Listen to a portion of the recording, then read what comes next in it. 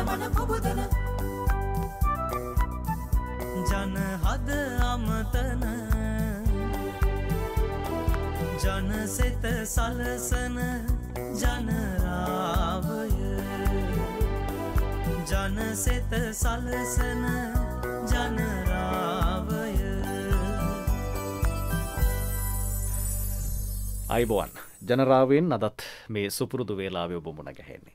මේ දිනවල වැඩියෙන්ම කතා වන මාතෘකාව ශක්ති ප්‍රභවය නැතිනම් මේ විදුලිය.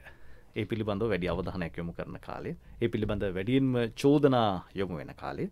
දැන් ඉතින් මේ කතාබහ වෙනත් පැත්තකින් අපිට මොනවද කරන්නට පුළුවන්?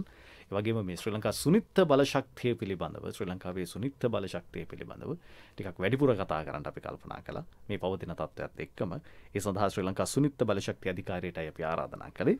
එහි ඉල්ලුම් කළමනාකරණ අංශයෙන් නියෝජ්‍ය අධ්‍යක්ෂ ජෙනරාල් හර්ෂ වික්‍රමසිංහ මහත්මයා අපේ මැදිරියේ ඉන්නවා. ඒ වගේම පුනර්ජනනීය බලශක්ති අධ්‍යක්ෂතුමන් අතුල ජයතුංග මහත්මයාත් අපේ මැදිරියේ ඉන්නවා. දෙදෙනා බොහොම ගෞරවයෙන් අපි ආයිබෝන් කියලා පිළිගන්නවා. අයිබෝන්. හොඳයි. නිතරම මේ හර්ෂ මහත්මයා අපිට මේ සුනිත්ත බලශක්තිය ගැන ඇහෙනවා. දැන් කතා වෙනවා මේ විදුලිය කප්පාදු කරද්දී හවස් වෙලා ගෙදර ගිහිල්ලා ලයිට් එක නැති වුනහම දවල් වරුවේ කාර්යාල කටයුතු වලට ව්‍යාපාර කටයුතු වලට බාධා වෙද්දී මේකට විසඳුමක් නැද්ද කියලා. ඇත්තටම මේ සුනිත්ත බලශක්තිය කියන්නේ මොකක්ද? සුනිත්‍ය කියන වචනේ අපිට මේ හොයාගන්න උනේ අපේ අධිකාරිය ස්ථාපනය කරන වසර 2007 දීමයි. ඒක එතෙක්කල් ව්‍යවහාරය තිබිච්ච වචනයක් නෙවෙයි. නමුත් අපි මේ විශේෂයෙන්ම අපේ පැවිදි උතුමන් අහලා බලලා තමයි මේ වචනේ තෝරගත්තේ. ඒක ඇත්තටම නිත්‍ය කියන එකට තව ටිකක් වැඩිපුර විශේෂණයක් ඇවිල්ලා තමයි වචනේ හැදලා තියෙන්නේ. මොකද අපි බලපු අනිත් වචන ටික තමයි දරණීය, තිරසාරය වගේ අදහසක් තියෙන දේවල් කියලා. නමුත් දරණීය කියන්නේ පොළොවෙන් උපන්, තිරසාර කියන්නේ සමදා පවතින කියන. නමුත් ශක්තිය කියන්නේ කවදාවත් මවන්නත් බැරි, නසන්නත් බැරි දෙයක් හැටියට ඒක නිරන්තරයෙන් ගලා යන කියන අදහස තියෙන එක තමයි සුනිත්‍ය කියන්නේ. ඒ සුනිත්‍ය බලශක්තියට පැතිකඩ දෙකක් තියෙනවා. එකක් ඇවිල්ලා පුනර්ජනනීය බලශක්තිය කියන එක. නැවත නැවත නිෂ්පාදනය වෙන සූර්ය බලශක්තිය වගේ, සුළං බලශක්තිය වගේ දේවල්. ඊට අමතරව තියෙන බලශක්තිය ප්‍රවේශමෙන් රැකබලා ගැනීම, එහෙම නැත්නම් බලශක්ති කාර්යක්ෂමතාවය කියන මේ පැතිකඩ දෙකම එකතු වුනහම හැදෙන සංකල්ප රාමුවට තමයි අපි සුනිත්‍ය බලශක්තිය කියලා අදහස් කරන්නේ. හොඳයි. දැන් අපි මෙතෙන් සිට ශ්‍රී ලංකා සුනිත්ත බලශක්ති අධිකාරිය පිළිබඳව සාකච්ඡා කරනවා. සුනිත්ත බලශක්ති අධිකාරිය පිහිටුවීමේ අරමුණ පිළිබඳව ටිකක් කතා කරමු. මොකද්ද මේකේ අරමුණ බවට පත් වුනේ? කොයි කාලයේද පිහිටුවේ? අපි මේක ඉතිහාසයට මතක් ඇතට ගියොත් එහෙම අපේ පූර්ව ප්‍රාප්තික ආයතනය බලශක්ති සංරක්ෂණ අරමුදල පිහිට වෙන්නේ 1985. නමුත් මේ හැම දෙයකම මූලාරම්භයක් තියෙනවා. ඒ කියන්නේ ලෝකේ තෙල් අර්බුද 4ක් තිබිලා තියෙනවා මේ වෙනකොට. 970 ගණන් වල එක, 80 ගණන් වල එක, 2008 තිබිච්ච එක සහ දැන් තියෙන අර්බුදය. ඉතින් ඒ එක එක අර්බුද වලට ලෝකයේ විවිධාකාර විදිහට ප්‍රතිචාර දක්වනවා. අපේ රට පළවෙනි අර්බුදයෙන් ලොකුවට බලපෑමකට යටත් වෙලා නැහැ. 970 ගණන් වල තිබුණු අරාබි ඊශ්‍රායල් යුද්ධයට සම්බන්ධ අර්බුදය. නමුත් ඔපෙක් සංවිධානය හදිසියේ තෙල් මිල වැඩි කිරීමේ දෙවනි තෙල් අර්බුදයට අපි දැඩි ලෙස ගොදුරු වෙනවා අපේ රට. එතකොට ඒවකට රාජ්‍ය පාලනයේ හිටපු ආයතන ඒ බලශක්ති විශේෂඥ තීරණය කළ තියෙනවා බලශක්තිය පරිස්සමෙන් මේ පාවිච්චි කිරීම සඳහා ආයතනයක ව්‍යුහක අවශ්‍යතාවය කියලා තමයි බලශක්ති සංරක්ෂණ අරමුදල 1985 අංක 2 දරන පනතෙන් පාර්ලිමේන්තු පනතෙන් ස්ථාපනය වෙන්නේ. ඊට පස්සේ අපි අවුරුදු ගණනාවක් ඒකේ අවුරුදු 20ක් පමණ ඒ අධිකාරිය වැඩ කරලා අපිට තේරෙනවා කාර්යක්ෂමතාවයෙන් විතරක් මේ සටන ජය ගන්න බෑ. අපිට පුනර්ජනනීය බලශක්ති සංවර්ධනයටත් රටේ කැපවීම ආයතනයක් තියෙනවා කියලා අපි අපේ ආයතනය වැඩි දියුණු කරගන්න අධිකාරියක් බවට වසර 2007 දී ආපහු 2007 අංක 35 දන්න පාර්ලිමේන්තු පනතින් ශ්‍රී ලංකා සුනිත්‍ය බලශක්ති අධිකාරිය පනතින් තමයි අපේ අධිකාරිය ස්ථාපනය වෙන්නේ. එතකොට එහි ප්‍රධාන අරමුණු 4ක් තියෙනවා. පළවෙනි එක ලංකාවේ පුනර්ජනනීය බලශක්ති ප්‍රභව ගවේෂණය කරලා ඒවා මිනුම් කටයුතු කරලා සංවර්ධනය සඳහා යොමු කිරීම. දෙවෙනි එක රටේ බලශක්තිය නාස්ති වෙන මොනෑම තැනක් තියෙනවා නම් අපි ගොඩක් වෙලාවට විදුලිය විතරයි යොමු වෙන්නේ. උයන පිහින ගෑස් ලිපේ නාස්තිය, එතකොට ප්‍රවාහන ක්ෂේත්‍රයේ නාස්තිය, මුහුදේ ගොඩබිමේ හැමතැනම තියෙන වාහනවල නාස්තිය, ඒ හැම දෙයක්ම ගෙදර දොරේ නාස්තිය අඩු කිරීමේ අරමුණ දෙවෙනි එක. තුන්වෙන්න අපි මේ සම්බන්ධ සුනිත්‍ය බලශක්තිය කරා රට කැඳවාගෙන යෑමේ ප්‍රතිපත්ති සම්පාදනය සඳහා අපිට ඉන්න රේඛීය අමාත්‍යාංශයට අමාත්‍යතුමන්ට අවශ්‍ය තාක්ෂණික සහාය ලබා දීමට මෙන්දියත් වෙලා ඉන්නවා. ජාතික බලශක්ති ප්‍රතිපත්ති සම්පාදනයෙන් අවසාන කාරණය අපි මේ සියලු කටයුතු සිදු වීම සඳහා ක්ෂේත්‍රයේ සුදින්ම සපයා ගන්න අරමුදල් සම්පාදනය කරලා දීමේ වගකීමත් අපේ අතට තියෙනවා. හොඳයි, දැන් ඔබට පැහැදිලි ශ්‍රී ලංකා සුනිත්ත බලශක්ති අධිකාරිය කියන්නේ කුමන ආයතනයක්ද? එහි කාර්යභාරය සහ වගකීම පිළිබඳව අපි තවදුරටත් මේ අධිකාරිය පිළිබඳව කතා කරමු.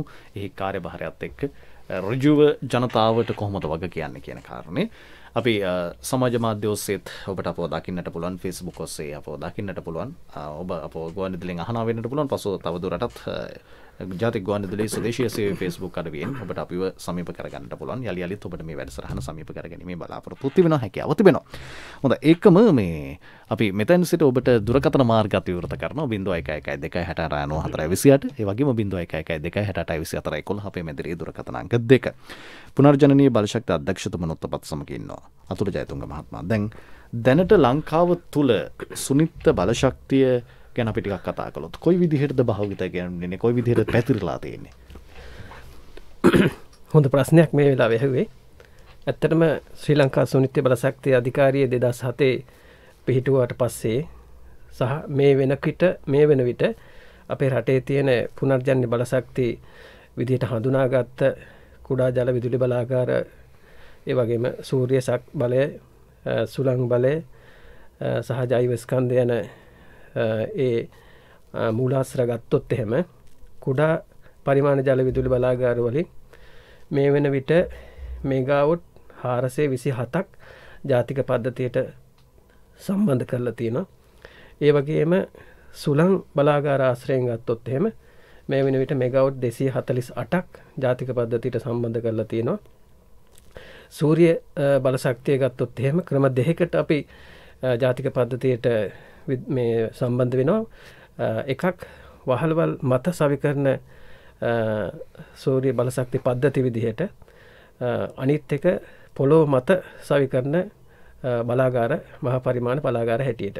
එතකොට පොළොව මත සවිකරන මහා බලාගාර ගත්තොත් එහෙම මේ වෙන විට මෙගාවොට් 106ක් ජාතික පද්ධතියට සම්බන්ධ කරලා තියෙනවා. ඒ වගේම වහල මත සවිකරන සූර්ය බලශක්ති පද්ධති ගත්තොත් එහෙම ඒ වයින් මෙගාවොට් 440ක් මේ වන විට ජාතික පද්ධතියට සම්බන්ධ වෙලා තියෙනවා. ඊට අමතරව ජෛව ස්කන්ධ ඒ මූලාශ්‍රයෙන් මෙගාවොට් 43.5ක් ජාතික පද්ධතියට සම්බන්ධ කරලා තියෙනවා.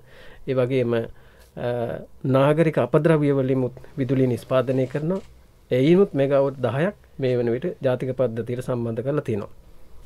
ඒ අනුව ගත්තාම මේ වන විට අද දවස වන විට සැලකුවොත් එහෙම අපිට පුළුවන් ආසන්න වශයෙන් මෙගාවොට් 1274ක් විතර ප්‍රමාණයක් පුනර්ජන්‍ය බලශක්ති වලින් ජාතික පද්ධතියට අපි මේ සම්බන්ධ කරලා තියෙනවා. හොඳයි, දැන් ඊළඟට තිබෙන ප්‍රශ්නේ තමයි මේ තත්ත්වය කොහොමද වැඩි කරගන්නේ, ඒක මොනවද දියුණු කරගන්න තියෙන ක්‍රමවේදයන් කියලා. හැබැයි මේ සුනිත්ත බලශක්තිය පිළිබඳව කතා කරද්දී ජනතාවට ලැබෙන ප්‍රතිලාභ පැත්ත සහ ඒකින් ලැබෙන වාසි අවාසි තත්ත්වයන්ත් අපි අධ්‍යයනය කරන්නට ඕනේ. හර්ෂ මහත්මයා, දැන් සුනිත්ත බලශක්තිය පාවිච්චි කිරීමේදී අපි හිතමු අපේ නිවසේ හෝ අපේ ඍජුවම මේ ශක්ති ප්‍රභවය උත්පාදනය කර ගැනීම සඳහා අප සතුව පෞද්ගලිකව යම් වැඩපිළිවෙලකට අප නිවස් ආශ්‍රිතව යොමු කරනවා කියලා කොහොමද ජනතාවට ලැබෙන ප්‍රතිලාභ? මොකක්ද එතන තිබෙන වගකීම? එතනදී අපි මෙතෙක් කාලයක් කියන්නේ දැන් වසර 10කට කලින් අපි මේකට අවතීර්ණ වෙන්නේ. මෙතෙක් කාලයක් එහෙම ලොකු ප්‍රයෝජනයක් තිබුණේ නැහැ. නමුත් අපේ ග්‍රාමීය ප්‍රදේශවල ජනතාව නම් තමන්ගේ ඉවුම් පිවුම් කටයුතු සඳහා ඕන කරන බලශක්ති ප්‍රභාවය වත්ති පිටියෙන්ම දර ටික හොයාගෙන තමන් එකෙන් මේ ජීවත් වුණේ. ඇත්තටම 80%ක් විතර වගේ ලංකාවේ ග්‍රාමීය ප්‍රජාව අවුරුදු 10කට 15කට කලින් දර වලින් තමයි ඉව්වේ. එතකොට අපිට හොඳටම තේරෙනවා දැන් ගෑස් LP ගෑස් වලට හැරිලා තියෙනවා ලංකාවෙන් 50%කට එහා පැත්තේ කොටසක් දැන් මේ හැරිලා තියෙනවා. 5% විතර තාම නාගරික දිලිඳු ප්‍රජාව භූමි තෙල් වලින් උයන්නේ පිහින්නේ. එතකොට 45%කට පමණ අඩු වෙලා තියෙනවා දර වලින් තමන්ගේ මේක ඉවුම් පිවුම් කටයුතු කරගන්න අය. ඉතින් ඒකෙන් අපිට තේරෙනවා අපි තමන්ගේම ප්‍රභාවයකින් ඉන්නකොට ජීවිතේ ගොඩක් නිදහස්. ඇත්තටම බලශක්ති සුරක්ෂිතතාවය වැඩි. ඒ වගේ ජීවිතයක කරදර වැඩි තමයි. කියන්නේ දර වලින් වෙනක අපහසුයි, ගෑස් වලින් වෙන තරම් ලේසි නැහැ. ඒක ඇත්ත. නමුත් අපි වෙනත් පිටස්තර පිටරටකින් ලැබෙන දෙයකින් අපි යැපෙන්නන් බවට පත් වෙනවා මේ බලශක්තියේ ස්වරූපේ එහෙමයි. එතකොට අපි මේක විවෘත කරා වසර 2010 දී තමන්ගේම වහලේ මත සූර්ය පැනල හයි කරලා ඉවරලා විදුලි ජනනය කරලා තමන්ට අවශ්‍ය ප්‍රමාණය පරිභෝජනය කරලා ඉතුරු ටික ජාලයට නැවත යවන්න පුළුවන් ක්‍රමයක් net metering කියන ක්‍රමය. ඒකෙන් තමයි අපි සුනිත බලශක්තිය ඍජුවම ගෙදර දොරේ බලශක්තියට සම්බන්ධ කරන පළවෙනි වැදගත් වැඩපිළිවෙල හැටියට අපිට අඳුනා ගන්න ලැබෙන්නේ. ඉතින් අපි ඒක ඊටම සුළුෙන් පටන් ගත්තේ දවස්වල පටන් අරගෙන 2016 දී අපි ඒකේ ලොකු පිම්මක් ඉදිරියට තියෙනවා සූර්ය බල සංග්‍රාමය කියන වැඩසටහන යටතේ. ඒක දැන් ගොඩක් දියුණු වෙලා නිවාස 35000කට නිවාස සහ වාණිජ ආයතන කර්මාන්ත ඒ ඔක්කොම එකතු කරපුවාම 35000ක් පමණ PSC අපිට මේකට සම්බන්ධ වෙලා රටේ මුළු විදුලි නිෂ්පාදනයෙන් 4%කට ආසන්න ප්‍රමාණයක් මේ වෙනකොට තමන්ම සම්පාදනය කරගන්න තැනට අපි අවිල්ල තියෙන එක ලෝකයේ අනෙක් රටවල් එක්ක බැලුවත් ඉතා විශාල ප්‍රතිශතයක් 4% කියන්නේ. අනිත් එක මේ වැඩසටහන ලේසියෙන් අඩපණ වෙන පාටකුත් වෙන්නේ නැහැ. ඒකට ලොකු ඉල්ලුමක් තියෙනවා. ජනතාව ඊටාම සතුටින් ඒකේ නියැලෙන බව අපිට පේනවා. එකම කඩා වැටීමකට අපිට හේතු වෙලා තියෙන්නේ දැනට තියෙන ගෝලීය තත්ත්වය යටතේ විශේෂයෙන්ම මේ යුද තත්ත්වය නෙවෙයි ඊට කලින් තිබුණ මේ වසංගත තත්ත්වය යටතේ මේකට අවශ්‍ය කරන යම් යම් උපාංග නිෂ්පාදනය වෙන රටවල් වල තියෙන විවිධ අර්බුද නිසා තායිවාන් වගේ රටවල් වල මේකට අවශ්‍ය කරන ඉලෙක්ට්‍රොනික උපාංග වල අඩුපාඩුවක් තියෙනවා සැපයුම් පද්ධති බිඳ වැටීමේ. ඒ නිසා යම්කිසි අඩාල වීමක් තියෙනවා මේ ක්ෂේත්‍රයේ. ඊට එහෙම නැත්නම් අපේ රටේ ජනතාවට අපි ආරාධනා කරනවා මේ ක්‍රමයට එකතු වෙලා තමන්ගේ බලශක්තිය තමන්ම සම්පාදනය කරගෙන ඒ සඳහා ඉදිරිපත් වෙන්නේ කියලා. ඒකෙන් අපි මේක තේරුම් ගන්න ඕනේ සුනිත බලශක්තියයි ආනයනික ෆොසිල් ඉන්ධනයි කියන දෙකේ වෙනස. අපි සුනිත බලශක්තියට යම්කිසි ආයෝජනයක් කරන්න ඕනේ. ඒකටත් රටින් පිටට සල්ලි යනවා ඒ කතාව ඇත්ත. නමුත් එකපාරක් අපි මේක හයි කරගත්තයින් පස්සේ ඒ ප්‍රාග්ධන වියදමෙන් පස්සේ ඊටාම සුළු ප්‍රමාණයක් තමයි මේකේ පුනරාවර්තන වියදමක් තියෙන්නේ. නමුත් ෆොසිල් ඉන්ධන වලින් ගත්තොත් අපි ගෑස් සිලින්ඩරයක් ගත්තොත් මතක් වෙන්න ඕනේ අපි දර ටික මේ කරගත්තොත් අපිට වියදමක් යන්නේ නැහැ වගේම. හැබැයි ගෑස් සිලින්ඩරයට අපිට මාසෙකට සැරයක් රුපියල් 3000ක් විතර වගේ වියදම් කරනවා. ඒක හැම මාසෙම අවුරුදු ගාණක් කරන්න වෙනවා. අන්න ඒක තමයි මේ දෙකේ වෙනස. ඒකට අපි සදාකල් පිට රටේකට සල්ලි යවනවද අපේ තියෙන දේ අපි මහන්සියෙන් අපිම යොදා ගන්නවද රටේ ජාතික ධනය සුරකින්නවද කියන තීරණය ගන්න ඕනේ අපි රටක් හැටියට. දැන් හර්ෂ මහත්මයා මේ දවස්වල තියෙන තත්ත්වෙත් එකක් ගෑස් පිළිබඳව යම් අර්බුදකාරී තත්ත්වයක් වාර්තා වෙනවා. නමුත් රජය පවසනවා සෝදානම් ගෑස් නිදහස් කරන්නට කියලා. නමුත් කොයි හැටි වෙතත් මේ තත්ත්වයට අපිට යම් මොහොතක මුහුණ දෙන්න සිද්ධ වෙනවනේ. සූර්ය බලශක්තිය හෝ වේවා වෙනත් සුනිත බලශක්ති ප්‍රභවයක් පාවිච්චි කරන්නට වෙනවා. පුරාජනනීය බලශක්ති අධ්‍යක්ෂතුමනි අතුල ජයතුංග මහත්මයා අර නිවෙස් ආශ්‍රිතව හර්ෂ මහත්මත් කියූ විදිහට අර PSC මත සූර්ය පැනල සවි කර ගැනීම කෙනෙක්ට කැමැත්තක් තියෙනවා නම් ඒ සඳහා ඕ ක්‍රියාදාමය දැන් කොයි වගේද තියෙන්නේ, කොහොමද ඉල්ලුම් කරන්න ඕනි, මොකක්ද එතන තියෙන ක්‍රමවේදය? ඔබේ ආයතනය සම්බන්ධද නැත්නම් වෙන නිරීක්ෂණ කාර්ය පමණද කරන්නේ, කොහොමද තියෙන්නේ? ඇත්තටම ශ්‍රී ලංකා සුනිත්‍ය බලශක්ති අධිකාරිය තමයි මේ ව්‍යාපෘතියේ නියාමන ආයතන හැටියට ක්‍රියාත්මක වෙන්නේ. එතකොට සූර්ය බලශක්ති පැනල ගෙන්වීම සහ ඒ සම්බන්ධයෙන් ව්‍යාපෘතියක් කරන්න නැත්නම් ව්‍යාපාරයක් කරන්න කෙනෙක් අදහස් කරගෙන ඉන්නවා නම් අපේ තියෙනවා මේ සම්බන්ධය අනුමත කිරීමේ කමිටුවක්. මේ අනුමත කිරීමේ කමිටුවට අපේ අමාත්‍යාංශය ඒ වගේම මහජන උපයෝගිතා කොමිසන් සභාව ඒ වගේම පාරිභෝගික අධිකාරිය ශ්‍රී ලංකා සුනිත්‍ය බලශක්ති අධිකාරිය විදුලි බල මණ්ඩලය ලෙකෝ ආයතනයේ ප්‍රමිති ආයතනයේ සහ ටෙලිකොම් රෙගියුලේටරි කමිෂන් ආයතනය කියන ආයතනවල නිලධාරී මණ්ඩලක් ඉන්නවා මේ කමිටුවේ. මේ කමිටුවට ඉදිරිපත් කරනවා කවුරු හරි කෙනෙක් ව්‍යාපාරයක් කරගෙන යන්න අවශ්‍යතාවයක් තියෙනවා නම් ඒ ව්‍යාපාරය පිළිබඳ තොරතුරු සමග ගේන උපකරණ මොනවද? ඒ කියන්නේ උපකරණ විදිහට ගත්තාම මේ සෝලාර් පැනල සහ ඉන්වර්ටර් කියන එක විශේෂයි. ඒවා ගෙන්නන්නේ කොයි ආයතනයෙන්ද කොයි රටින්ද ඒවට සහතික තියෙනවද ඒවා නිවැරදි විදිහට ටෙස්ට් කරපු ආයතන මොනවද කියලා ඒ සම්පූර්ණ විස්තර අපිට ඉදිරිපත් කරන්න ඕන. මේ කමිටුව මාසයක් ගානේ රැස් වෙනවා. අපි මේ කමිටුවට යම් කෙනෙක් එහෙම ඉල්ලුම් පත්‍රයක් ඉදිරිපත් කරොත් ඒ අවශ්‍ය කරන තොරතුරුත් එක්ක මේ කමිටුවට යොමු කරලා ඒ කමිටුවේ නිර්දේශය අරගත්තට පස්සේ තමයි ඒ ආයතනයේ එහෙමත් ඒ පුජ්‍යලයට ඒ ව්‍යාපාරය කරගෙන යන්න පුළුවන් හැකියාව ලැබෙන්නේ. එතකොට අපි නියාමනය කරලා තියෙනවා මේ ඒ පුජ්‍යලයා සඳහන් කරපු ඒ උපකරණවල සීරියල් නම්බර්ස් පව අපි ගන්නවා. එතකොට ඒ සීරියල් නම්බර් වලින් යුක්ත වෙච්ච සහතිකයක් අපි එතුමට දෙනවා. ඒක එතුමට ඒක පාවිච්චි කරන්න පුළුවන් මේ රටට බඩු ආනයනය කරනකොට වරායෙන් ඒ බඩු නිදහස් කර ගැනීම සඳහා. ඒ වගේම විදුලි බල මණ්ඩලයට මේ පද්ධතිය සම්බන්ධ කරලා සම්බන්ධ කිරීම සඳහාත් මේ සහතිකය ඒ කට්ටියට අවශ්‍ය කරනවා. එතකොට අඳුරමත් මදක් සමාවෙන්න ගුණසේකර මහත්මා රාගමසිට ටික වේලාවක සිට දුරකථනයේ ඉන්නවා. ගුණසේකර මහත්මයා ඔබතුමාට අවස්ථාවක් තිබෙනවා. අපි ඊට පස්සේ යලිත් අතුල මහත්මයා කතා කරමු. ගුණසේකර මහත්මයා අයබෝන්. ආයුබෝවන් මහත්මයා මේ පොඩි වැඩසටහනක් කියන්නේ අපිට මේ බොහොම සතුටුයි. අපි හැමදාම ලයිබ්‍රරි ගෙවෝ ඉන්නවා. ගියස් පොතක් මාසයට වියදම් කරනවා. ඔබතුමාලගේ යෝජනා කරන ක්‍රියාත්මක වුණොත් අපිට ණයින්නට අපිට ස්වාධීනව වැඩ කරගෙන යන්න පුළුවන් කියලා හිතෙනවා. ඉතින් ඒක නිසා මම දැන් යන කැමති ඔය මේ වහලමත් හදන්න ලබන සූර්ය බල ඕෂයක් අපි ඔගේ ජීවිතයට ලබා ගන්න පුළුවන්ද? කොපමණ වියදමක් දාන්න වෙනවද? කොපමණ කාලයක් ගත වෙනවද කියලා මහත්මයාගෙන් දැනගන්න සතුටුයි.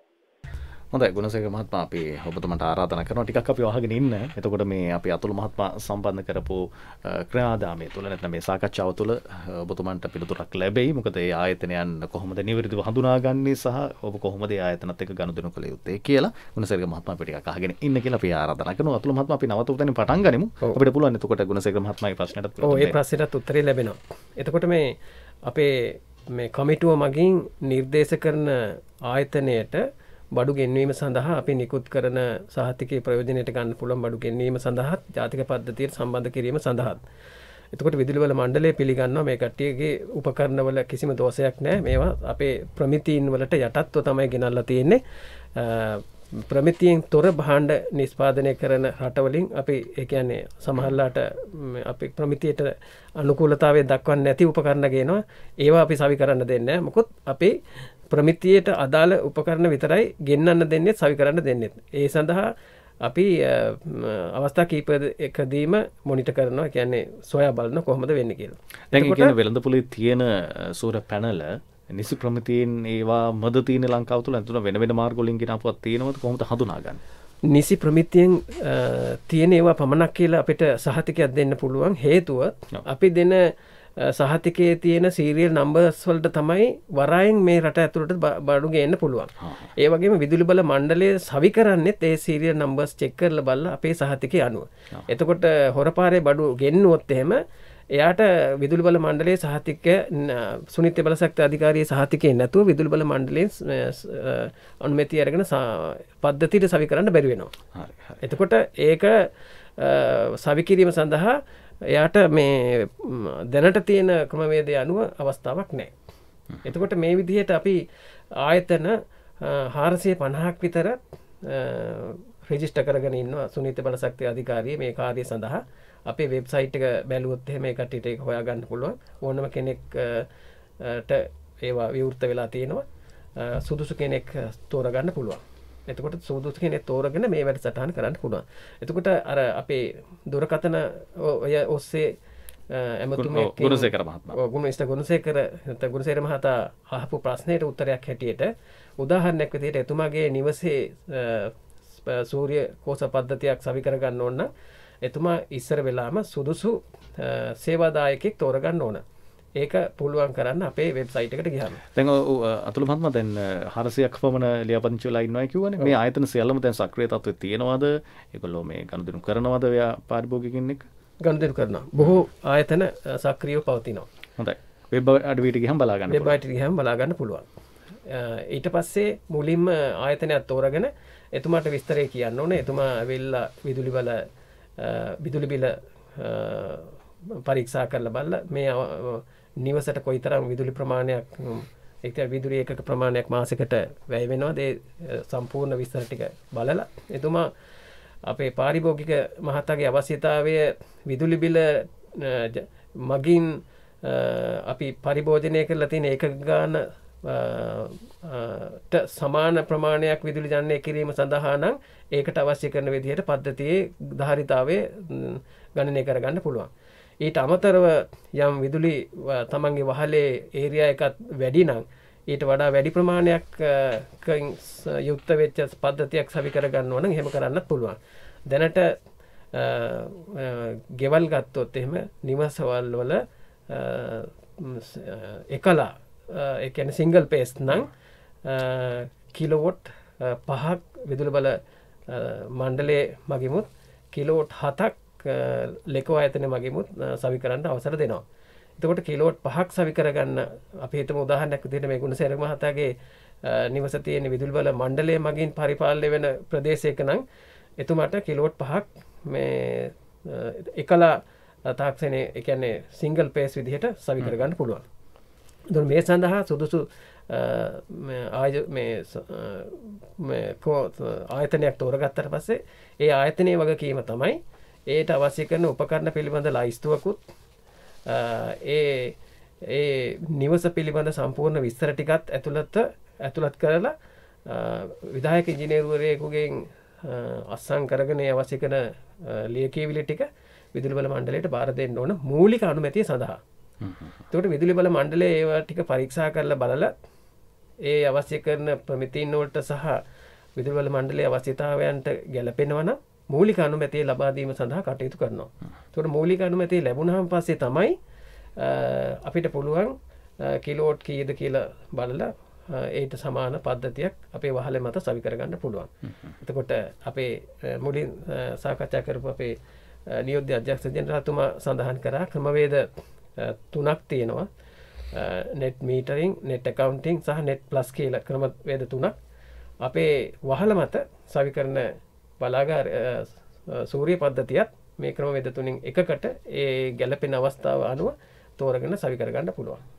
හොඳයි හර්ෂ මහත්මයා දැන් ඔය ක්‍රමවේද 3 ගැන අපි ටිකක් සවිස්තරාත්මකව කතා කරමු. ඔබේ වහලයත් බලශක්ති බලාගාරයක් බවට පරිවර්තනය කර ගැනීමේ බලාපොරොත්තු ඔබට තියෙනවායි කියන කාරණේ අපි මීට පෙර ආතුවත් අපේ වැඩසටහන් වලදී වගේම ඔබ ආයතනයෙන් වූ පූර්ව නිවේදන තුලදීත් මතක් කරන්නට යෙදුණා. 0112689628 අපේ මැදිරි දුරකථන අංක 2 ශ්‍රාවක ඔබට විවෘතයි. හර්ෂ මහත්මයා දැන් අර ක්‍රමවේද 3 වෙන වශයෙන් අපි ටිකක් පැහැදිලි කරමු ජනතාවට Tamanට ගැළපෙන ක්‍රමය මොකක්ද කියලා තේරුම් ගන්න පුළුවන් වේවිට. මේ ක්‍රම 3ම දැන් සක්‍රියද? ඔව් ක්‍රම 3ම සක්‍රියයි. ඒක මම සංකීර්ණ කාරණයක් නමුත් මම උත්සාහ කරන්නම් ඒක පැහැදිලි කරන්න. ඒකෙදි net metering එහෙම නැත්නම් ශුද්ධ මනුකරණය කියන එකේදී සිද්ධ වෙන්නේ වහලේ උඩ තියෙන අපි හිතමු කිලෝවොට් එකක බලාගාරයක් තියෙනවා නම් සාමාන්‍යයෙන් කොළඹ වගේ ප්‍රදේශයක බස්නාහිර පළාතේ මාසකට විදුලි එකක 115ක් 16ක් පමණ නිපද වෙන්න පුළුවන් එකකින්. එතකොට ගෙදර පාරිභෝජනයකට වඩා අඩු නම් ඒක 90යි කියලා හිතමු. එතකොට ඊතුරු ඒකක 26 පද්ධතියට එකතු වෙනවා.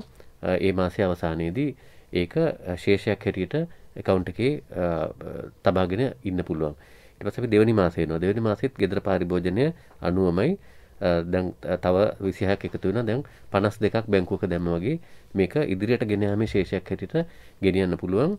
ගෙදර මලගයක් වෙලා හරි දානගයක් හරි මොනවා හරිලා අධි පාරිභෝජනයක් ආවොත් එක මාසෙක අපි තුමු ඒකක 400ක් පාවිච්චි දෙනවා කියලා අර 90 ගාවට පාවිච්චි කරපු ඒගොල්ලන්ට පුළුවන් අර බැංකුවේ දාපු වගේ තියෙන ඒකක ප්‍රමාණය ඒ අධි පාරිභෝජන මාසෙදී පාවිච්චි කරලා ඉවරයක් කරනවා. ওই විදිහට ඒ ශේෂය අවුරුදු 10ක් යනකම් ඉදිරියට ගෙනියන්නට පුළුවන් net metering ක්‍රමයේදී.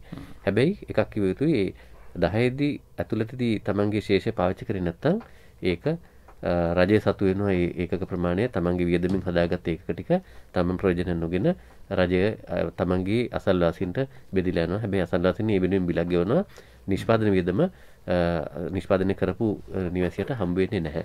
එතකොට ඒ ක්‍රමේ වඩාත් සුදුසුයි තමන්ගේ විදුලි බිල පාලනය කරගන්න උත්සාහ කරන කෙනෙකුට හොඳ ක්‍රමයක් ඒක. මොකද තමන් සපේ ගෙදරට අවශ්‍ය ප්‍රමාණය විතරයි නිෂ්පාදනය කරන්න කියලා වගේ එකට ආවොත් නමුත් ගෙවල් වල දේවල් වෙනස් වෙනවා. අලුතෙන් උපාංග මිලදී ගන්නවා. එතකොට දරුවෙක් අසාද බඳලා පිටත් වෙලා යන්න පුළුවන්. එතකොට පාරිභෝජන අඩු වෙනවා.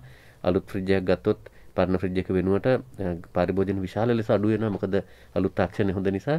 එතකොට අපි දැන් 116ක් ගෙදර තිබේ කියලා හිතාගෙන ඉන්නකොට අපි ගෙදර ෆ්‍රිජ් එක මාරු කරොත් එහෙම ඔන්න අතිරික්තයක් ඇති වෙනවා.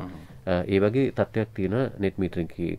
එතකොට තව ගුණසේකර මහත්මයාට අනිත් අයටත් දැනගැනීමට කියන්නේ අපේ රටේ විදුලි අය ක්‍රමය ගෘහස්ත පාරිභෝගිකයන්ට හදලා තියෙන විදිහට ඒකක 90ක් 100ක් විතර වගේ පාවිච්චි කරන අයට රජය විසින් විදුලිය ලබා දෙන ඉතාම සහනදායී මිලකට. එතකොට ඒ අයට ගොඩක් වෙලාවට මේ වගේ ආයෝජනයකින් ඵල ලබන්න ගොඩාක් කාලයක් යනවා. ඒක පේබැක් වෙන්න එහෙම නැත්නම් අය වෙන්න. මොකද මේකට සැලකිය යුතු ආයෝජනයක් කරන්න වෙනවා. ඒ කරන එක ලයිට් බිලෙන්ම පියව ගන්න හිටියොත් එහෙම ගොඩක් කල් ගත වෙනවා. මොකද විදුලි බිල ගොඩක් අඩුවෙන් තමයි දෙන්නේ. මේක කිව්වොත් මම ගොඩක් වෙලාවට මේවා ප්‍රසිද්ධ සභාවල කතා කරලා රටේ ජනතාවගේ දැඩි විරෝධයට ලක් වෙලා තිනවා. ඇත්තටම සමහර අයට විදුලිය දෙන්නේ නිකන් වගේ. මේවා කිව්වහම අපිට බැනුම් අහන්න වෙනවා. නමුත් ඒකක 30ක් 60ක් වගේ පාවිච්චි කරන අයට දෙන්නේ නිෂ්පාදන වියදමෙන් 20%ක් 25ක් විතර වගේ ප්‍රමාණයකට තමයි විදුලිය ලබා දෙන්නේ. එතකොට ඒ අයට සූර්ය බල ශක්තියකින් තමන්ගේ විදුලිය පාලනය කරගන්න තියෙන අවස්ථාව අඩුයි. නමුත් ඒක රටට ලොකු සේවයක්. තමන්ගේ වහලේ එක වෙනින් පාවිච්චි කරනවා නම් ඒ විදුලියේ හැම සූර්ය බල ශක්ති කට්ටලකින්ම ජනනය වෙන විදුලිය රටට සම්පතක්. මොකද අපිට නිකන් ලැබෙන හිරු එළිය තමයි රටේ වැදගත් එකට යොමු වෙන්නේ. ඔතනින් net metering කතාව නැවතුත් අපි සාමාන්‍යයෙන් අපි මෙහෙම කිව්වොත් දැන් පවතින තත්ත්වයට එක්ක හරියට මත්ම ඔය කිලෝවොට් එකක් නේද කිව්වේ? ඔය ඒ ප්‍රමාණයකට නිෂ්පාදනය කරගන්න කොච්චරම් මුදලක් යනවද? නිෂ්පාදනයක් සවි කරගන්න තමන්ගේ ඊපස්සේ. මේ තියෙන මම කියපු අර්බුදයත් හමුවේ ලක්ෂ 2.5ක් විතර වගේ වෙනවා කිලෝවොට් එකක පද්ධතියක් සවි කරගන්න. හැබැයි තියෙන පොඩිම පද්ධතියත් කිලෝවොට් 2ක් විතර වගේ ප්‍රමාණය තමයි දැනට සුලභව තියෙන්නේ. ඒකේව නැතුව නෙවෙයි.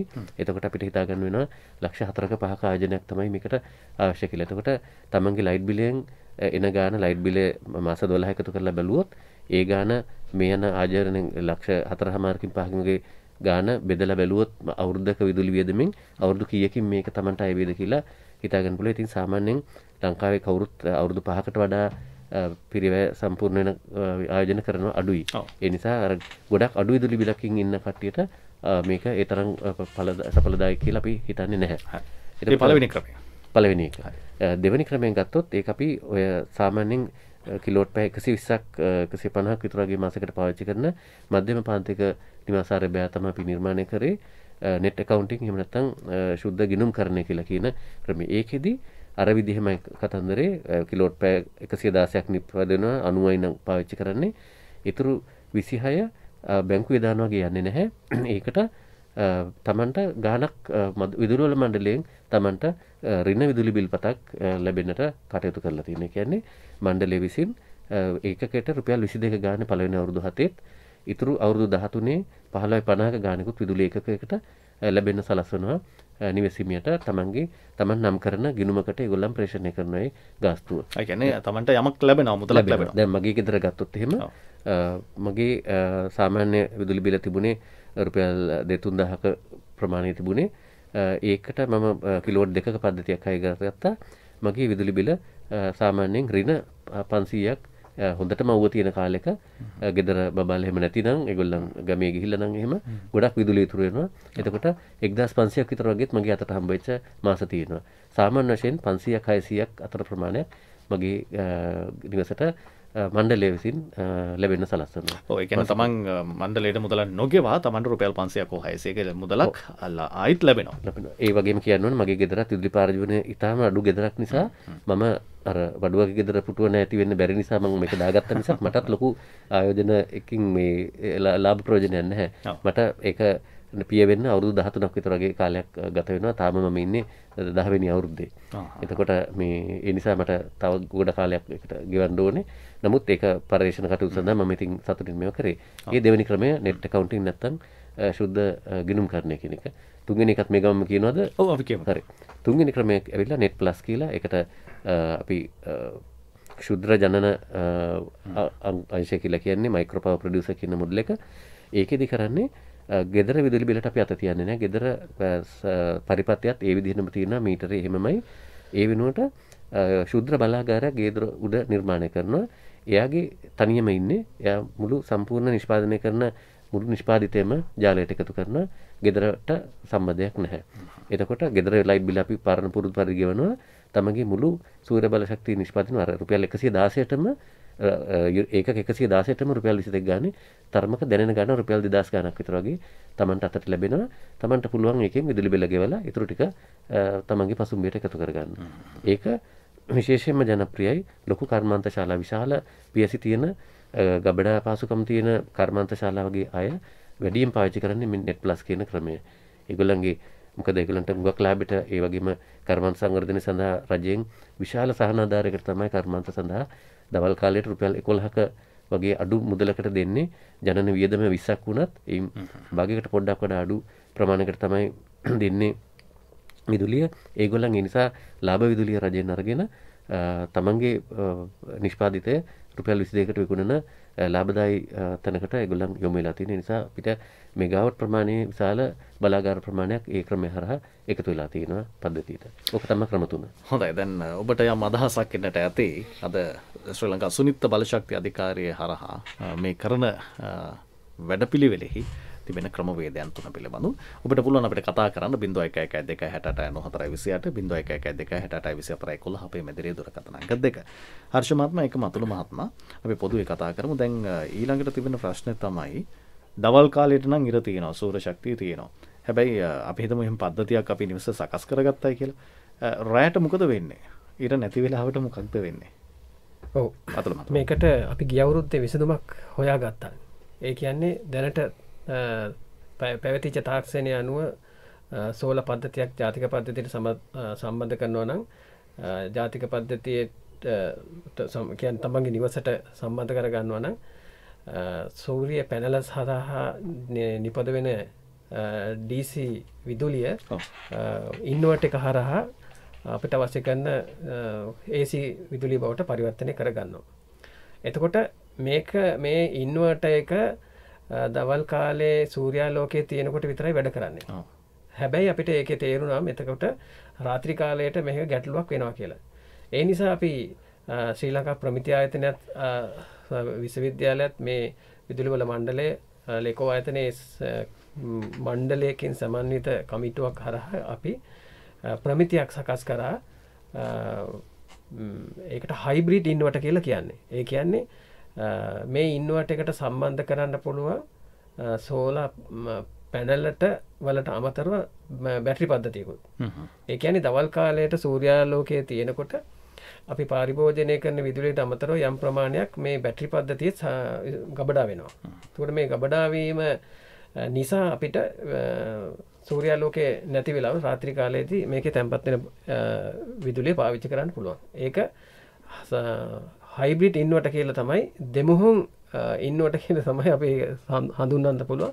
ඒකට ප්‍රමිතිය සකස් කරලා ඒ අවශ්‍ය කරන අනුමැතින් ලබාගෙන දැන් විදුලි බල මණ්ඩලය කැමැත්ත පකට තියෙනවා මේවා සම්බන්ධ කරන ජාතික පද්ධතියට. එතකොට අපිට රාත්‍රී කාලයේ විදුලිය නැති වෙන ප්‍රශ්නයට අපිට යම් විසඳුමක් මේ හරහා ලැබිලා තියෙනවා දැනට.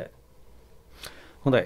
ඒකම දැන් මේ ක්‍රමවේදයන් එක්ක හර්ෂ මහත්මයා අපිට අපි හිතමු රාත්‍රී කාලයේදී දැන් විදුලිය කප්පාදුවක් කරනවානේ. තමන්ගේ නිවසේ සූර්ය බල පද්ධතියක් තිබ්බත් තමන්ට ගෙදර නිවස අපි හිතමු දවල් කාලේ කියලා. දවල් කාලේ පද්ධති බිඳ වැටීමක් තියෙනවා නම් මේ නිෂ්පාදනයට මොකද වෙන්නේ? ගමන් කරනවද? තමන්ට පාවිච්චි කරන්න පුළුවන්ද? මොකක්ද ඒ තියෙන තත්ත්වය? ඒක අපි දැනට පාවිච්චි කරන ඉන්වර්ටර් එහෙම නැත්නම් අපි ප්‍රතිලෝමක කියලා කියන උපකරණය සූදානම් නැහැ. පද්ධතිය බිඳ වැටීමක් තියෙනවා නම් සූර්ය ජනනය ඒ වෙලෙම නවත්ත ගන්නවා. එතකොට මේ තියෙන විදුලි කප්පාදුවෙන් අපිට එහෙම නාස්තිකුත් සිද්ධ වෙනවා. ඒ කියන්නේ කොච්චර අවුව තිබුණත් මේ කාලේ අපිට ඒ විදුලිය කපලන තියෙන යම්කිසි පළාතක තියෙන සූර්ය ජනනයත් පද්ධතියට ලැබෙන එක නැවතිනවා. ඒකට විශේෂ හේතුවක් තියෙනවා. ඒක මේ කවුරුත් හිතාමතා කරන දෙයක් නෙවෙයි. නමුත් පද්ධතියේ සුරක්ෂිතභාවය වෙනුවෙන් ඒ ඉලෙක්ට්‍රොනික උපකරණ ඇතුළෙම හදලා තියෙන ක්‍රමවේදයක් නිසා තමයි එහෙම වෙන්නේ. ඒ උපකරණය ක්‍රියාත්මක වෙන්න නම් මධ්‍යම ජාලයේ තියෙන හර්ට්ස් 50ක විදුලි ඒ ස්පන්දනය දැනෙන්න ඕනේ ඒ උපකරණයට. ඒ ස්පන්දනය නැවතුණා නම් ECG උපකරණයකින් ලෙඩා මරනවා වගේ දැනගන්න වගේ ප්‍රතිලෝමක තීරණය කරනවා හරි ස්පන්දනය නැහැ මම ජනනය කරන එක නවත්තන්න ඕනේ කියලා එයා ජනනය නිවත් වෙනවා. නමුත් තව ජාතියක ප්‍රතිලෝමක තියෙනවා. ඒක තමයි අතුල මහත්මයා කියපු හයිබ්‍රිඩ් වර්ගය. දෙමුහුන් තාක්ෂණය කියන එක. ඒකට සෝසස් දෙකක් ගන්න පුළුවන්. විදුලි කෝෂයෙන්ුත් ඒ වගේම විදුලි සූර්ය බල ජනනයෙන්ුත් ගන්න පුළුවන්. ඒ වගේ එකක් පාවිච්චි කරලා අවුව තියෙන වෙලාවට ගෙදරට විදුලි ලබා ගැනීම හැකියාව තියෙනවා. නමුත් ඒ උපකරණ අරිට වඩා සාමාන්‍යයෙන් දෙගුණයක් විතර වගේ මිල අධිකයි දැනට. නමුත් අපි හිතනවා තාක්ෂණය දියුණු වෙනකොට සූර්ය බැටරි තාක්ෂණයත් ඒ වගේම ප්‍රතිලෝමක තාක්ෂණයත් තව වැඩි දියුණු වුණාම ඒකත් අපිට ඔරොත්තු දිය හැකි මිලකට ඒවි කියලා. එතකොට දියුණු රටවල් වල විශේෂයෙන්ම ජාලගත විදුලිය ගොඩක් මිල අධික රටවල් වල දැනටම මේ සංසිද්ධිය ක්‍රියාත්මක වෙනවා. මිනිස්සු මධ්‍යම ජාල සැපපෙම් කරුවා සමග උරණ වෙලා එයාගෙන් ගැලවිලා තමන්ගේ විදුලිය තමන්ම සම්පාදනය කරගෙන ජීවත් වෙන විශාල ප්‍රමාණයක් ස්පාඤ්ඤ වගේ රටවල් වල ඉන්නවා. මොකද ඒ රටේ විදුලි ක්ෂේත්‍රෙ වෙච්ච අර්බුදයන් නිසා ඒගොල්ලන් හිතුමනාපේ මිල වැඩි කරන්න තීරණය කරලා විශාල අර්බුදයක් ඇති වෙලා ඒගොල්ලන් ඒකට කියන්නේ ග්‍රිඩ් ඩිෆෙක්ෂන් කියලා මධ්‍යම ජාලයට සමු දීලා තමන් තනියම ජීවත් වෙන්න උත්සාහ කරන ප්‍රජාවක් ඉන්නවා. ලංකාවෙත් එහෙම උනන්දුව තියෙන අය ගොඩක් ඉන්නවා. අපිත් එක්ක සම්බන්ධ වෙන කට්ටිය ඒගොල්ලන් ආසයි ඒ සංසිද්ධියට. ඒ වගේම ස්වාධීනත්වයට දුෂ්කර පළාත්වල තියෙන සංචාරක බංගලා හොටල් වගේ දේවල් වල මේව උත්සාහ කරලා තියෙනවා. මම දන්න මාතලේ ප්‍රදේශයක ගොඩක් පරණ පද්ධතියක් තියෙනවා වගේ. හැබැයි ඒ කාලේ ඒක කොතරම් මිල අධිකද කියනවනම් ඒ සංචාරක බංගලාව හදන වියදමට වඩා වැඩි ප්‍රමාණයක් ගියා මේ ක්‍රමයට විදුලිය ලබා ගන්න ඒගොල්ලන්ට සූර්ය බලයෙන්. නමුත් මේ සුභාරංචිය තමයි ඒ පද්ධති වල මිල පුදුමාකාර විදිහට අඩු වෙලා තියෙනවා මේ වෙනකොට. සූර්ය බල ශක්තියත් ඉන්වර්ටර්ස් ඒ වගේම බැටරි වල තාක්ෂණය අඩු වෙලා තියෙනවා. අපි මෙහෙම ඉස්සරහට යමු කියලා අපි යෝජනා කරන්නේ. තව අවුරුදු 5කින් විතර වගේ අපි බලාපොරොත්තු වෙනවා මධ්‍යම ජාලයේ වියදමට කිට්ටු ගානකට තමන්ට සොයන්ජනනය කරගෙන තමන්ගේ ගෙදර මධ්‍යම පද්ධතියට ඕනනම් ඒක ස්ටෑන්ඩ් බයි එකට තියාගෙන තමන්ගේ විදුලිය තමන්ට සම්බන්ධනය කරගන්න දවස වැඩි ඇතක නෙවෙයි. හොඳ ඒකම අර අපි දැකලා තියෙනවා අර බල්බ් එකක් දෙකක් තුනක් පත්තු කරගන්න පුංචි නිවාස යෝජනා ක්‍රමවල මෙවැනි ක්‍රමවේද ඉතා අඩුවෙන් පාවිච්චි කරනවා. දැන් ඔබට හිතෙන්නට පුළුවන් මේක ඇයි දියුණු කරගන්න බැරි ඊට වඩා ප්‍රමාණයකට කියලා. හර්ෂමත් අපි පොඩක් කිමුකද ඇමතුමකුත් ලැබුණා එවැනි අදහසක්. හර්ෂමත් ඔව් මොකද කරන්නේ? ඔව් ඒක ගැන කිව්වොත් ඇත්තටම ඒකේ තියෙන්නේ පරිමාණය පිළිබඳ ප්‍රශ්නයක්. මොකද අපේ වගේ ඊටාම අඩු අල්පේච්ඡ විදිහට විදුලිය පාවිච්චි කරන නිවෙස් ලෝකේ ගොඩක් අඩුයි. ඒ නිසා එවැනි කෙනෙකුට සම්බන්ධ විය හැකි බලශක්ති විසඳුමක් නිපැදිලා නැති එක තමයි තියෙන ප්‍රශ්නේ. නැත්තම් LED පහන් 5ක් විතර දාගෙන සීසරණයක් නැතුව විදුලි පංකා නැතුව එහෙම බොහොම අල්පේච්ඡ විදිහට දෙන දුප්පත් පවුලකට ගත්තොත් අපිට ඊට අඩු යෙදමකින් පොඩි සූර්ය කෝෂයකුයි පොඩි බැටරියකුයි දීලා ඒගොල්ලන්ට මේක දීමේ හැකියාව තියෙනවා. ඇත්තටම කියනනම් අපි මේ විදිහේ නියම ව්‍යාපෘතියක් කුරුණෑගල ප්‍රදේශයේ ක්‍රියාත්මක කරලා තියෙනවා. දැන්ට වසරට 5කට පෙර ඒකට අපි සෑහෙන ප්‍රමාණයක් UNDP ආයතනය ආධාර අරගෙන අර මං කිව්වේ බැටරි ගොඩක් ගණන් කියලා දවස්වල අපි ගානෙන් 50% ආණ්ඩුව දාලා 50ක් UNDP එකෙන් අරගෙන අපි ගොඩක් ගෙවල් 28කට අපි දුන්නා නියම ව්‍යාපෘතිය. කියන්න සතුටුයි අද මුළු ලංකාවම විදුලිය නැතත් ඒ ගෙවල් 28 විදුලිය තියෙනවා. ඒගොල්ලෝ ඊටාම සන්තෝෂෙන් ඒක පාවිච්චි කරනවා. දැන්ට සෑහෙන කාලයක් අපි බලාපොරොත්තු වෙනවා ඒකේ සෞඛ්‍ය සම්පන්න බව ඒ බැටරි වල කියන ආයුෂ තියේවිද ඒ වගේ දේවල් තමයි අපි අධ්‍යයනය කරන්නේ. අපි කියන්නේ ඊටාම සන්තෝෂෙන් ඒ ගෙවල් අය සමගිය ඊශ්‍රාවට ලක් වෙමින් විදුලිය පාවිච්චි කරනවා පැය 24 ම. හොඳයි මාතර විමල් මහත්මයා ආයුබෝවන්. අයිබෝවන්. කියන්න ඔබ ගැටලුව. අදහස් වෙන්නේ මම අහන්නේ දැන් මේ සූර්ය කෝෂ පද්ධතියක් වාලේ සවි කර තියෙන නිවසක විදුලි බල මණ්ඩලයේ සැපයුම තියෙද්දි මේ විදුලි බල මණ්ඩලයේ සැපයුම දවල් කාලේ පාවිච්චි නොකර සූර්ය කෝෂ වලින් විතරක් අපිට මේ විදුලිය ලබා ගන්න පුළුවන් ද? එහෙම කරනෝ නම් ඒක අර සාමාන්‍ය දැනට තියෙන විදුලි පද්ධතියටම සම්බන්ධ වෙනවද නැත්නම් චේන්ජ් ඕවර් එකක් කරහා ඒක වෙනස් වෙනවද නැත්නම් ස්වයංක්‍රීය ඉලෙක්ට්‍රොනික ක්‍රමයක් කරහා මේක මේ සම්බන්ධ වෙනවද කියලා පොඩ්ඩක් පැහැදිලි කරන්න පුළුවන්? ඔව් අතුල මහත්මයා. ඔබතුමාගේ ප්‍රශ්නය ටිකක් පැහැදිලි මදි. ඒ කියන්නේ ඔබතුමා අදහස් කරේ දැනට තියෙන පද්ධතියට අමතරව පද්ධතියක් සවි කරගන්නද? නෑ මං හිතන්නේ තුමන් අහන්නේ සාමාන්‍ය පද්ධතිය තියෙනවා විදුලි සැපයුම. නමුත් Tamanගේ නිවසේ තියෙන පද්ධතිය පාවිච්චි කරද්දී ස්වයංක්‍රීයව අර පද්ධතිය විසන්ධි කරලා Tamanට ඒකම එක පාවිච්චි කරන්න පුළුවන්ද දවල් කාලෙට? දැනට තියෙන ඒ ඉන්වට පද්ධතිය ජාතික පද්ධතියේ ලයිව් තියෙනවනම් විතරයි ඉන්වට එක වැඩ කරන්නේ. ජාතික පද්ධතියේ විදුලිය විසන්ධි වුණාම මේ ඉන්වට එක වැඩ කරන්නේ නෑ. නමුත් අපි අර හඳුන්නා දෙන්න හඳුන්නා දෙන්න හදලා තියෙන හයිබ්‍රිඩ් ඉන්වට එක කියන්නේ දෙමුහුන් ඉන්වට එක ජාතික පද්ධතියේ විදුලිය විසන්ධි වුණාට මේ ඉන්වට එක වැඩ කරන අතරේ තමන්ගේ නිවසටත් විදුලිය ලබා ගන්න පුළුවන් කොටසක් බැටරි පද්ධතියත් සම්බන්ධ වෙනවා. නමුත් මේකට චේන්ජ් ඕවර් ස්විච් එකක් අවශ්‍ය කරනවා. ඒක තව උඩපූර්ණයක් තියෙනවා මගේ ගානේ. විශේෂයෙන්ම මේ මාත්මට පැහැදිලි කරන්න ඕනේ අනිත් අයටත් දැන ගැනීමට ගෙදරක ඉල්ලුම වුණත් අපි හිතන විදිහට නිශ්චිතව තියෙන්නේ නැහැ. අපි හොඳම උදාහරණය තමයි ශීතකරණය. ඔබතුමන්ලට දැනෙනවා ඇති වැඩ කරනවා නැති වෙනවා වැඩ කරනවා නැති වෙනවා ඔන් ඔෆ් වෙවි තමයි තියෙන්නේ. එතකොට ගෙදර ඉල්ලුම විචල්්‍ය වෙනවා නම් එක දිගට ඉර පහලා තියෙන වෙලාවක එයාට ඒ ලෝඩ් එක පාලනය කරගැනීමේ ගැටලුවක් තියෙනවා. මොකද එයා අපි හිතමු කිලෝවොට් 2.5ක් නිෂ්පාදනය කරනවා ගෙදර ඉල්ලුම තියෙන කිලෝවොට් භාගයයි. එතකොට ඊටු දෙකට මොකද වෙන්නේ? ඒක බලශක්තිය කියන සංසිද්ධිය හරියටම ඉල්ලුම සැපයුම මැච් කරන්න අවශ්‍යතාවයක් තියෙනවා. එතකොට ඒ ප්‍රතිලෝමයකට තමන්ට කරන්න බැරි කාර්යයකට මොකද යාට විශාල සැපයුමක් තියෙනවා ඉල්ලන්නේ එයින් පහෙන් පංගුවයි. අන්නේ වෙලාවට තමයි අපි මේක දැනට තියෙන ක්‍රමේ පාවිච්චි කරන්නේ. ඊටු දෙකම අපි මේ තමන්ගේ අසල්වැසියන්ට බෙදලා දානවා. භාගය විතරක් ගෙදෙට්ට දෙනවා. එහෙම තමයි ඒක අපි ස්වයංක්‍රීයව සිද්ධ වෙන දෙයක්. ඒක ඒ වෙලාවට ඇත්තටම ඒ නිවසේ හොඳට අවුව තියෙනවා නම් ඒ නිවසට මධ්‍යම පද්ධතිය විදුලිය එන්නේ නැහැ ඇත්තම කියනවා නම්. තමන්ගේ ගෙදරින් එළියට යන එකයි වෙන්නේ. දෙකක් එළියට යනවා කිලෝවොට් භාගයක් ගේ ඇතුලේ පාවිච්චි වෙනවා. ඕක තමයි දැනට තියෙන ඉන්වර්ටර්ස් වල තාක්ෂණය.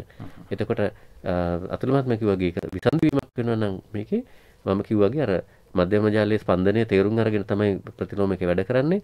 එයා ඒක නෑ කියලා දැනගත්ත ගමන් එයා තනිකර එයත් නිද්‍රාවටපත් වෙනවා. මොකද නැත්තම් අපිට ඒකේ තියෙන මේ භයානකමත් කියන්න ඕනේ අපේ ඉන්වර්ටරේට ඇත්තටම පුළුවන් AC විදුලිය නිපදවන්න අවුව තියෙන තාක්කල් මධ්‍යම ජාලය තිබුණත් නැතත් ඕනනම් හදන්න පුළුවන්. එහෙම නෙවෙයි හදලා තියෙන්නේ. ඒ වෙලාවට අපි හිතමු මධ්‍යම ජාලය ඕෆ් කරලා කාර්මිකයෙක් නැගලා වයර් සම්බන්ධ නඩත්තු කටයුතු කෙදෙන වෙලාවට දන්නේ නැති තැනක ඉන්වර්ටර් එකකින් 230 කරන්ට් එක આવොත් අනිවාර්යයෙන්ම මරණයකින් කෙලවර වෙන්න පුළුවන් ඒ කාර්මිකයාගේ ජීවිතය. ඉතින් ඒ වගේ දේවල් නැති කරන්න ලෝක සම්මුතියකින් තමයි මේ දැන් තියෙන ප්‍රතිලෝමක වල ක්‍රියාපිළිවෙල අපි තීරණය කරලා තියෙන්නේ. අපි රටත් ඒක රටක් හැටියට ඒකට එකඟ වෙලා තියෙනවා. එහෙම තමයි අපේ විදුලි කාර්මිකයන්ගේ ජීවිත රැක ගැනීමට අපි ගත්ත පියවරක් ඒක. ඒක කාටවත් කුමන්ත්‍රණයක් මොකුත් ගසා කෑමක් මොකුත් නෙවෙයි මේ. ඔව් කෙනෙක්ට හිතන්නට පුළුවන් මේ මධ්‍යම නැත්නම් මේ ප්‍රධාන සැපුම් ධාරාව අක්‍රිය වෙලා නමුත් තමයි අපේ ගෙදර සූර්යගෝසත් හයිව් කරගෙන ඉන්නවා අපේ ගෙදරට තාමත් කරන්ට් එක නැහැ කියලා. ඒක එතන තියෙන ගැටලුවනේ. හොඳයි. ඒකම මේ තවත් ඇමතුමක් සම්බන්ධ වුණා. එතුමා අහුව ප්‍රශ්නේ තමයි මේ නිවසේ සූර්යකෝෂ පද්ධතිය සවි කරලා තියෙද්දී ඒකෙන් ශරීර සෞඛ්‍යයට බලපෑමක් තියෙනවද? නිවසට යම් බලපෑමක් තියෙනවද? මොකක්ද එතන තියෙන තත්ත්වය අතලම? ඇත්තටම ශරීර සෞඛ්‍යයට නම් කිසිම බලපෑමක් නැහැ. මේ තාක් අපිට එහෙම වාර්තා වෙලත් නැහැ. මේ ලෝකේ වෙනත් රටකින්වත් වාර්තා වෙලා නැහැ. හැබැයි මෙහෙම දෙයක් තියෙනොත් මේ සූර්ය කෝෂ පද්ධතියේ වහල මත සවි කරපුවාම යම් දෝෂ නිසා ගිනි ගන්න පුළුවන් එක වගේ කටයුතු සිද්ධ වෙන්න පුළුවන්. ඒ නිසා තමයි අපි ඇත්තටම නියාමනය කරලා මේක නියමිත තාක්ෂණානුකූලවම මේ පද්ධති වහල මත සවි කිරීම සඳහා අපි කටයුතු කරලා තියෙන්නේ. එතකොට අපේ කමිටියක් තියෙනවා. ඒ කමිටියේ නිර්දේශය අනුව හොඳ උපකරණ අපිට එනවා. ඒ වගේ මේ හොඳ උපකරණ ටික වහල මත සවි කිරීම සඳහා අපි ඒ ඉංජිනේරුවෝ තාක්ෂණික ශිල්පීන් සාහිත්‍ය සම්බන්ධ අනිකුත් සියලු දෙනා පුහුණු කිරීමේ වැඩසටහනක් සුනිත බලශක්ති අධිකාරිය කරගෙන යනවා. ඒ නිසා මේ පද්ධතිය වහල මත සවි කරනකොට ඊටාම තාක්ෂණානුකූලව සවි කිරීම සඳහා අපි අවශ්‍ය කරන සියලුම පියවර අරගෙන තියෙනවා. එතකොට තාක්ෂණික වශයෙන් කිසිම දෝෂයක් නැහැ. ශරීර සෞඛ්‍යයටත් එහෙම දෝෂයක් නැහැ. අර වගේ තාක්ෂණික වශයෙන් බලපෑමක් ඇවිල්ලා ගින්නක් වගේ දෙයක් ඇති වුණොත් ඇරෙන්න. තව කාරණයක් එකතු කරන්න ඕනේ. අත්‍තරම මගේ අත්දැකීම පුද්ගලික අත්දැකීම වහල මත මේක හයි කරපුවාම උළු ටිකට හෙවණ වැටෙන නිසා ඇත්තටම ගෙදර තිබෙන උණුසුම් තත්ත්වය යම්කිසි දුරකට සමනය වුණා. කියන්නේ ගෙදර සිසිලස වැඩි වුණා. මොකද ඔක්කොම එන සූර්ය රශ්මිය මේ පැනල් එකෙන් බ්ලොක් වෙලා තියෙන නිසා වහල උළු රත් වෙන්නේ නැහැ වෙනදට තරම්. එතකොට හැන්ද යම වෙනදට වඩා සෞම්‍යයි ගෙදර.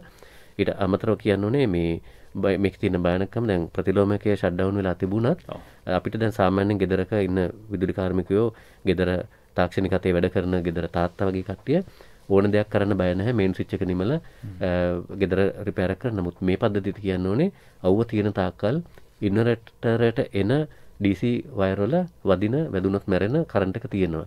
ඒ බයනකම අපි කියන්න ඕනේ ඒකට අපි අයිසොලේටර් ස්විචස් දාලා ඒ ආරක්ෂණ පද්ධති ක්‍රියාත්මක කරනවා. නමුත් දැනගන්න ඕනේ අවුව තිබෙනවා නම් පැනල් එක අවුව වැටෙනවා නම් අනිවාර්යයෙන් මෙතන වැදිලා මරණයකින් කෙලවර වෙන්න පුළුවන් ප්‍රමාණයේ විදුලි ශක්තියක් තියෙන බව දැනගෙන අපි මේවා එක විතරයි අපිට කියන්න පුළුවන් ඍණාත්මක දෙයකට තියෙන්නේ. අනික හැම පැත්තෙම මේක ධනාත්මක දෙයක් හැටියට තමයි අපි දකින්නේ. හොඳයි අපිට තවත් විනාඩි 5ක පමණ කාලයක් තිබෙන්නේ. දැන් සූර්ය ශක්තිය පමණක් නොවේ සුනිත්ත බල ශක්තිය විදිහට අපිට හඳුන්වා දෙන්න පුළුවන්කම ලැබෙන්නේ තවත් බොහෝ පද්ධතීන් ක්‍රියාත්මකයි.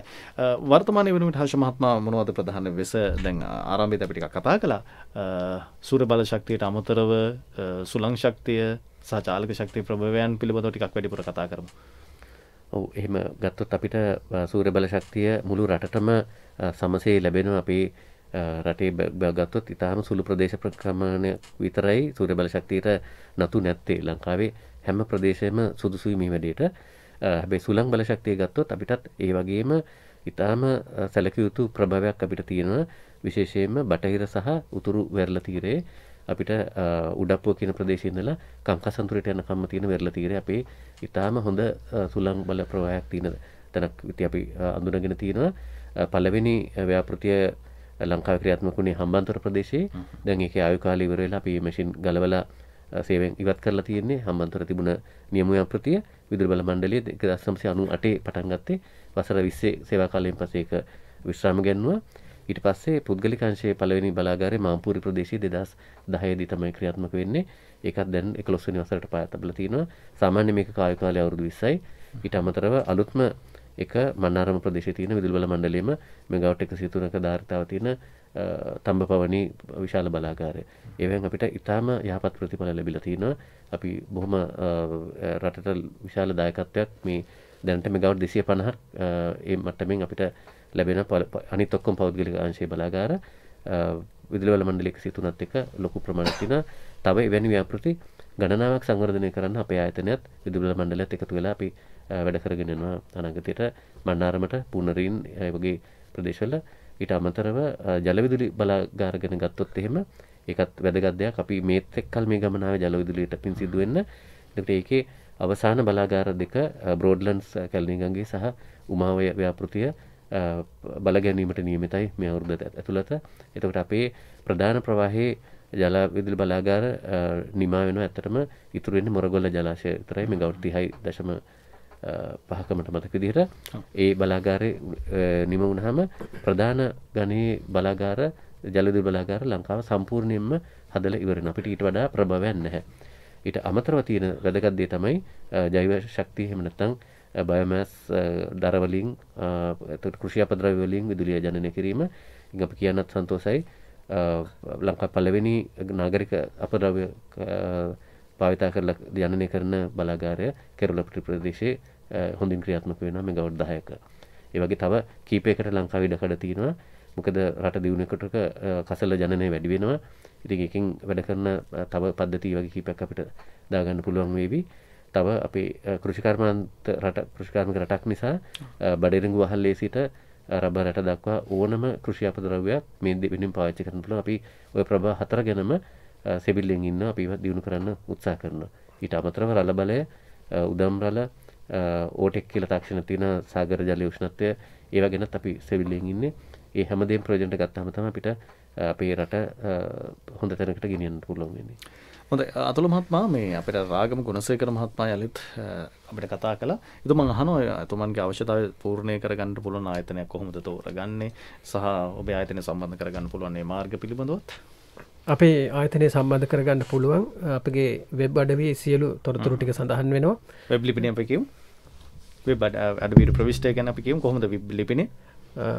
www.energy.gov.lk ඒකේ සබ් වෙබ් අඩවියට යන්න ඕන ශ්‍රී ලංකා සූර්ය බල සංග්‍රාමය කියන.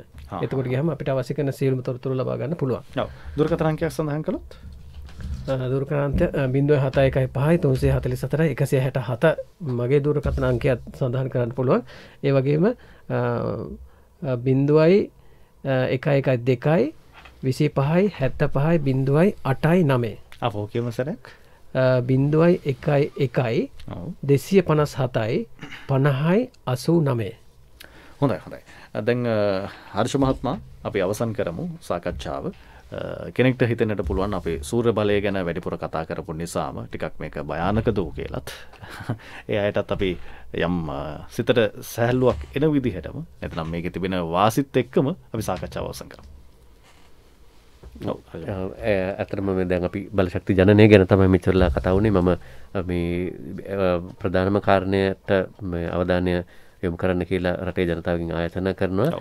අපි හදාගත්ත විදුලිය හදාගත්ත බලශක්තිය අර පිරිමස්මෙන් පාවිච්චිය තමයි ප්‍රධාන අරමුණ යුතුයි. ඒක ජාත්‍යන්තර බලශක්ති ආයතනය නිර්වචනය කරලා තිනවා energy efficiency is the first fuel කියලා. එහෙම නැත්නම් බලශක්ති කාර්යක්ෂමතාවය තමයි ප්‍රමුඛතම ඉන්ධනය කියලා. ඒ කියන්නේ සූර්ය බල වේවා සුළං බල වේවා හැම දෙයකටම වඩා ඒ හැමදේම පරදවා ඉදිරියෙන් ඉන්නේ සාක්ෂාත් කරගත්ත බලශක්තිය පරිස්සමෙන් පාවිච්චි කරනවා කියන එක. ඒ නිසා ඔබතුමන්ලා කැප වෙනවා නම් එක විදුලි උපකරණයක් අනවශ්‍ය දෙයක් පාවිච්චි නොකර ඉන්න එකඟ වෙනවා නම් අනවශ්‍ය විදුලි පහනක් නිමන්න. ඒ වගේම කාර්ය බහුල වෙලාවට 6:00 ඉඳලා රෑ 9:00 වෙනකන් තියෙන පැය 3ේදී විශාල වශයෙන් විදුලිය පාවිච්චි වෙන hot plate, rice cooker, washing machine වගේ දේවල් භාවිතය අවම කරන්න එකඟ වෙනවා නම් අපිත් එක්කලා ඒක තමයි රටට මේ වෙලාව අවශ්‍ය ලොකුම උදව් කරන්න පුළුවන්.